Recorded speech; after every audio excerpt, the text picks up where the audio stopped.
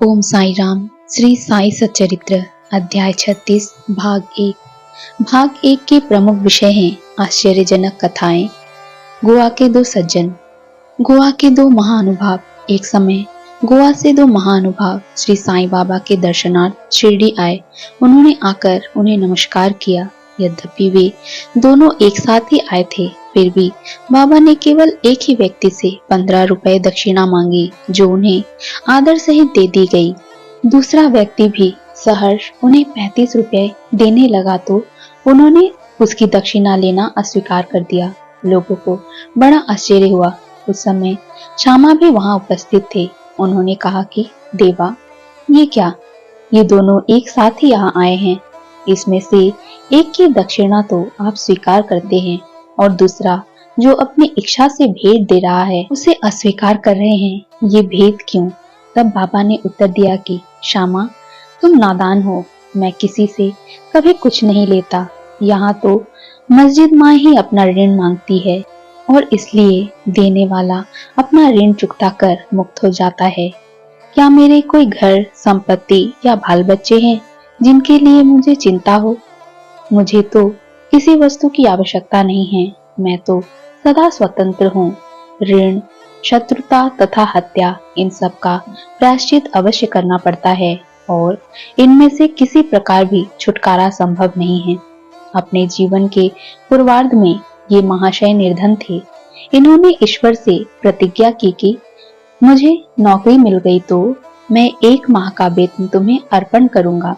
उन्हें 15 रुपए माहवार की एक नौकरी मिल गई।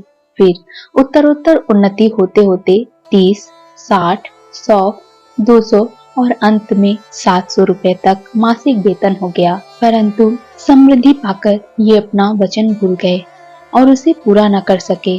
अब अपने शुभ कर्मों के ही प्रभाव से इन्हें यहाँ तक पहुँचने का सौभाग्य प्राप्त हुआ है।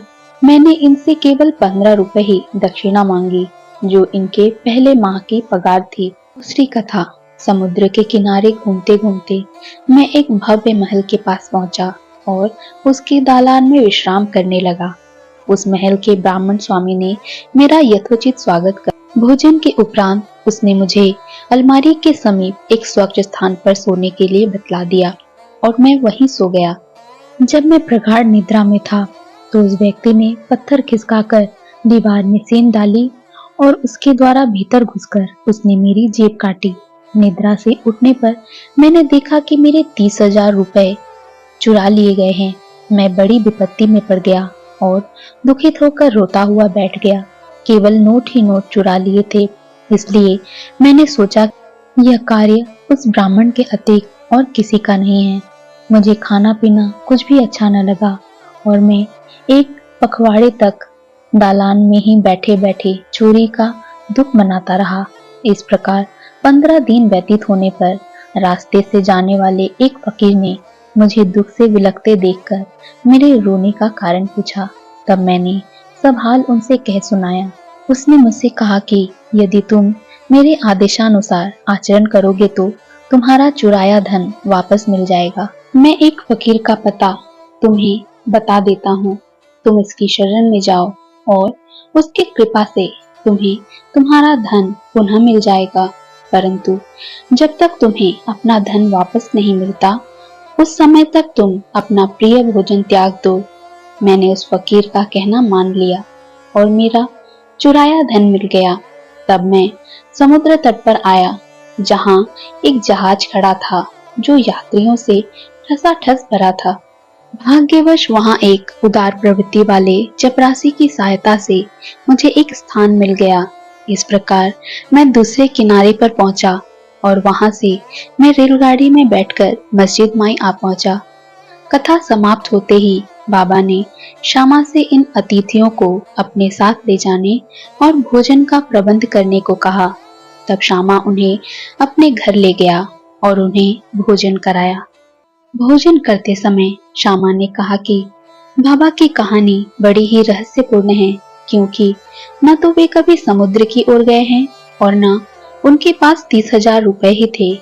उन्होंने न कभी यात्रा की, न उनकी कोई रकम ही चुराई गई और न वापस आई।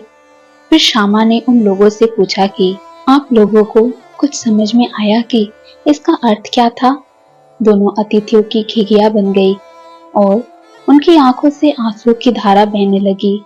उन्होंने रोते रोते कहा कि बाबा तो सर्वव्यापी है, अनंत और परब्रह्म है।